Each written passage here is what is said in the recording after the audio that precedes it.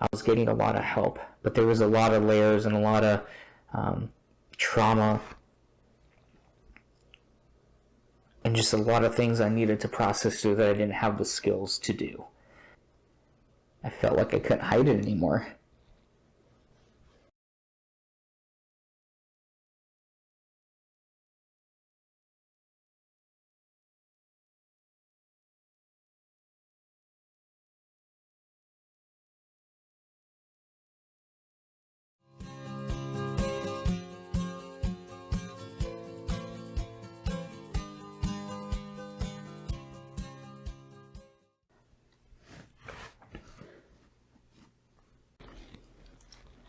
I'm actually pretty nervous to talk about this topic because it's really difficult to try to express.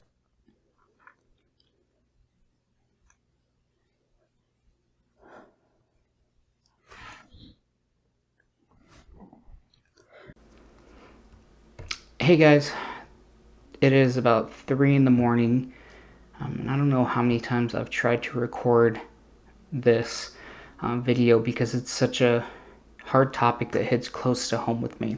And I encounter students and adults who struggle with depression and consequences of that, like self-harm. It hits close to home with me because that's something I battled with since 6th grade until a few years ago. So it took up a majority of my life. I would say 12 years, if not more, that it took me to battle with this with God's help and conquer it. So I don't know if I'm going to be making this into a series. I think I might. The first part is just going to be me sharing my story, and then the rest of the series is going to be explaining what self-harm is. So it's a hard topic for me to talk on because it takes me back to a place of darkness and self-hatred and loneliness and the feeling of being lost in the world. I started self-harming in 6th grade. I saw it on TV, on a show, and I had no way to cope with depression. So depression is something I remember always having and not even realizing that I had it. And so after seeing on the show someone self-harming, it came into my head. It popped into my head to try it. I almost mimicked exactly how they did it in the show. In the show, they used a protractor, and I had a protractor in my desk. So I tried it, and I liked it. It was a way for me to express this pain, this depression that I was feeling inside. So it was an outward display of this inward pain, this inward feeling of being lost and all alone. So over the years, it went off and on of me self-harming in different forms. It always got worse when I went back to it. So I started with superficial cuts with the protractor in the top of my wrist. And ultimately it led to really deep cuts and burning. So I remember in 6th grade early on, a teacher saw the scratches it looked like on my wrist and inquired about them, and I gave the excuse that it was my cat. I picked her up wrong, she got mad, so she scratched me. I don't know if she believed it or not, but that was kind of the end of that for then. It went off and on throughout high school. But there was a point too where I was seeing the therapist at the school, junior year of high school. We were reading through the book, The Catcher in the Rye, and the school counselor came in to talk about depression. And we would run the Beck inventory on Holden Caulfield to see if he could be diagnosed with depression. So as we're going through this inventory, all this stuff seems normal to me. It seems like everyday life, everything I've only ever known. So I thought it was normal for everyone. So at the end of the exercise, the counselor said, "What do you guys think? Do you think he has depression?" And the class unanimously said yes, while I sat silent. At that moment, I knew that maybe something's up, so I went to go see the counselor and took that test for myself, and was diagnosed with depression at that age.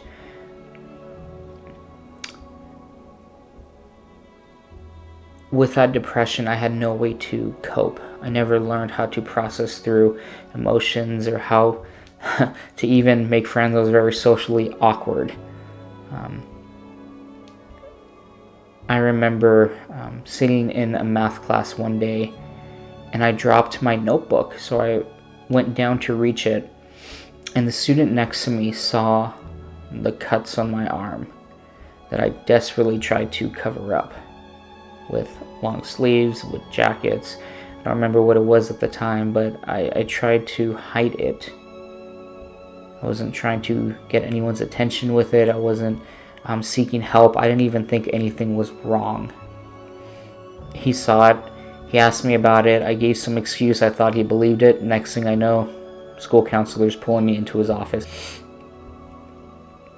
And so I went off and on through high school. And then I stopped for a period of time. I thought I was done with it. Then I got to college, and I experienced so much loneliness. I felt so lost with no direction. I didn't know what I was doing. I felt like I was going down the wrong path because it's not what I had wanted to do my whole life. I didn't go to the college that was my first choice because I didn't get in. I got waitlisted. I wasn't in the degree program that I had been working my whole life to get into. So I was questioning everything, and there was so much dissonance and anxiety. I started really engaging in substances and alcohol going into my freshman year of college. And with that, I didn't self-harm at that time, and I think it's because I was using self-harm to numb at that point, and then I just turned to substances to do that.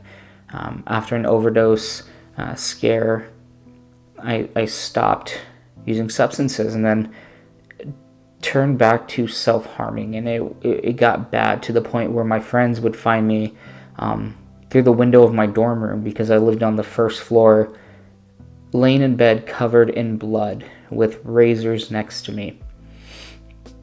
I had one friend I remember, he helped clean me up.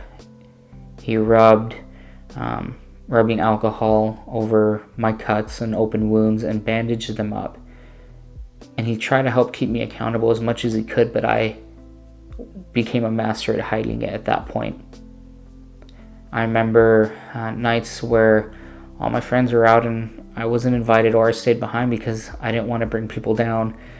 And I was in the corner of my dorm room just self-harming. I couldn't feel anything, and so I would self-harm. And that would bring out emotion, and I would cry. I did it to feel something. I did it sometimes to punish myself. I did it because I thought I deserved it. I did it because later it became an addiction. I stopped for a bit after that, and then there's this period of kind of just numbness and trying to go through the motions without still coping or processing what I was feeling, but trying to fit in and be normal. And then it all came down when I started drinking again when I turned 21. That drinking was obsessive. It was alcoholism, and it led to more substance use. And when I was not sober, I would self-harm even more. The cuts got deeper, probably to the point where I should have got stitches, but I would glue them up.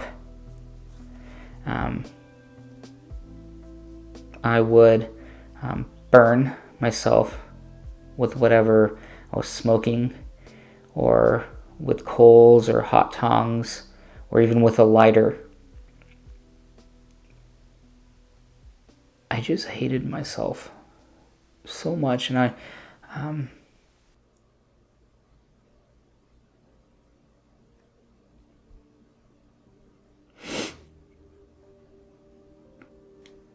still don't fully understand why I didn't like myself so much, and why I couldn't love myself in that moment, and I thought I deserved that, but I didn't. At different points, I was self-harming for different reasons. There were points where I was self-harming to feel something because I was so numb. There were points where I used it to punish myself for something that wasn't even my fault.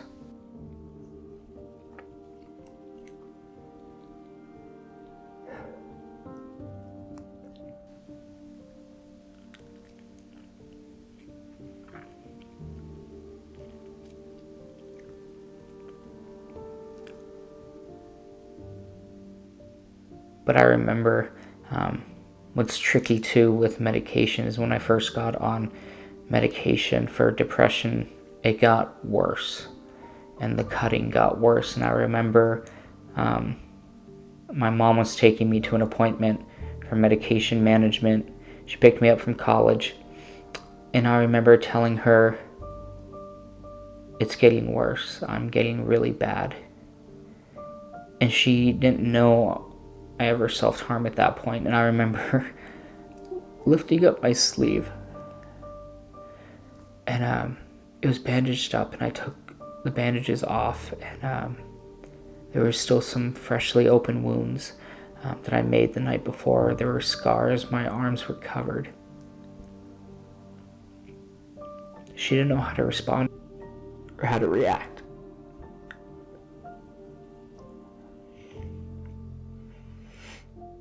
In that moment, I wondered, should I regret telling her? Because it hurt her, and then it put me at a place where I look like I'm crazy. I did need help. I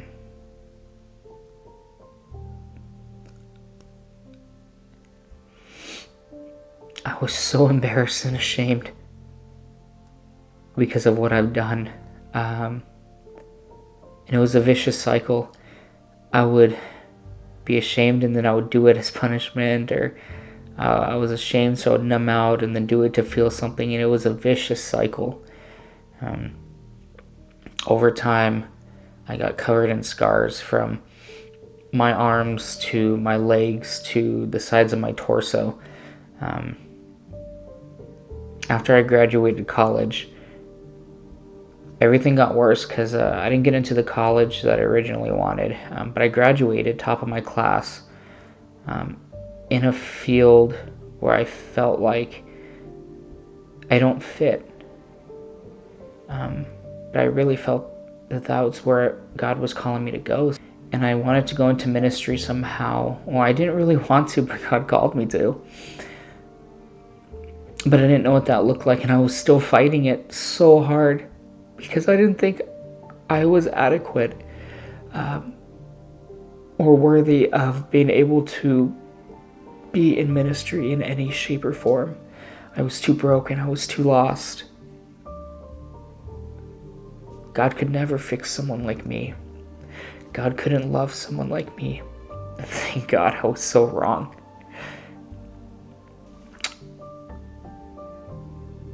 But I graduated, and I didn't really have anything lined up for after college. I had no motivation to continue trying in life. So I continued using substances and drinking, full-fledged alcoholic and addict. And I was living in different people's houses, just trying to find some kind of sense of purpose and direction.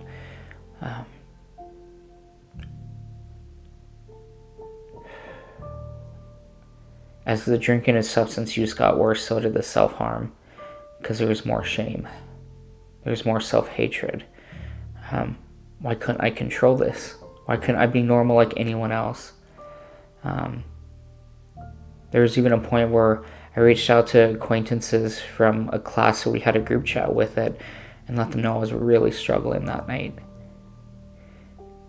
And they gathered around and invited me over to spend time with them, and that meant the world to me.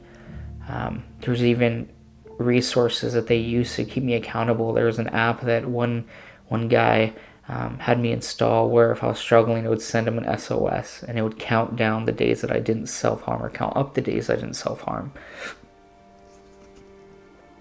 But there are tools that I didn't take advantage of, people and things, and it led to just more drinking and drug use and self-hatred and being lost, to the point where I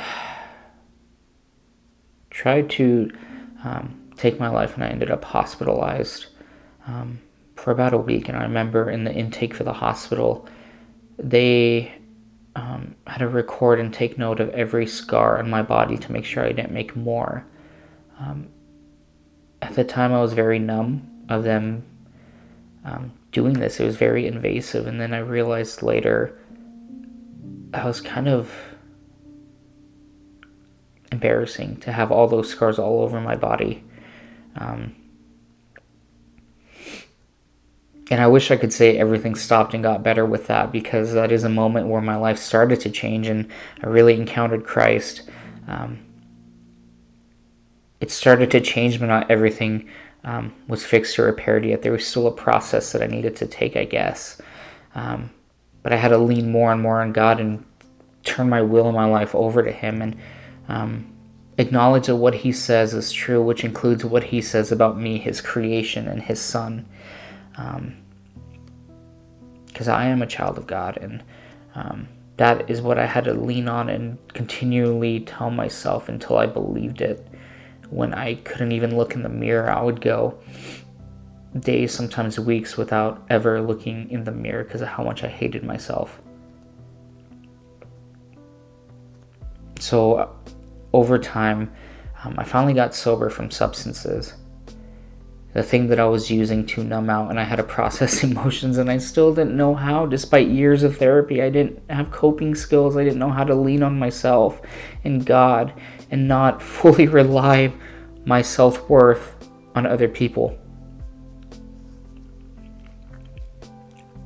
So even after I got sober, I was self-harming for a bit. I told my sponsor, and he tried to help keep me accountable for that too, because that in and of itself is an addiction as well. But it's one that people don't talk about often, and so we don't know how to respond when we're faced with someone who struggles with that much self-hatred that they want to numb, or that much numbness that they need to feel something, or the many other reasons people self-harm. And so I remember always hiding razors that I found, stole, or made from face shavers, sharp objects. I remember going to Walmart at midnight to buy a knife because the anxiety of not self-harming was so overwhelming. I remember removing bandages from fresh wounds and reopening the scabs by taking them off to clean them.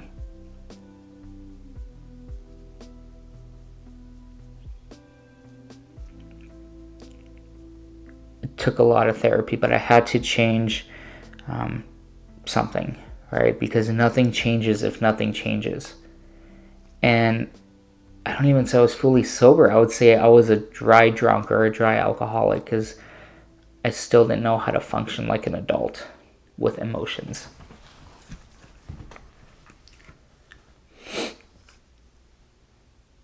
And so my behaviors were a consequence of the way I thought. My thoughts were consequences of my core beliefs about myself, so that needed to change. I had to use scripture to see the truth of who God says I am. I had to have mentors in my life and people that loved me until I could love myself and show me that agape love of God. And then I needed people to teach me how to cope. And I had to learn the hard way. It was a process. It was a lot of work. And each day is a miracle. It's been years. But I've had friends who struggle with it too. And I didn't even know how to respond in that situation without being educated on it. Like I said, I interact with people constantly, even now, that are struggling with self-harm. And I think the biggest thing I want them to know is that's not just unique to you. You're not alone. Please use resources out there. Get counseling, get medication, pray, really lean on God, build a support system. By that I mean don't just lean on one person because they're not always available. And not to sound harsh, but their world doesn't revolve around you. So you need multiple people. It takes a village to raise someone up. It takes a community. And I found that in the church and the people of God. Use those resources, use those people.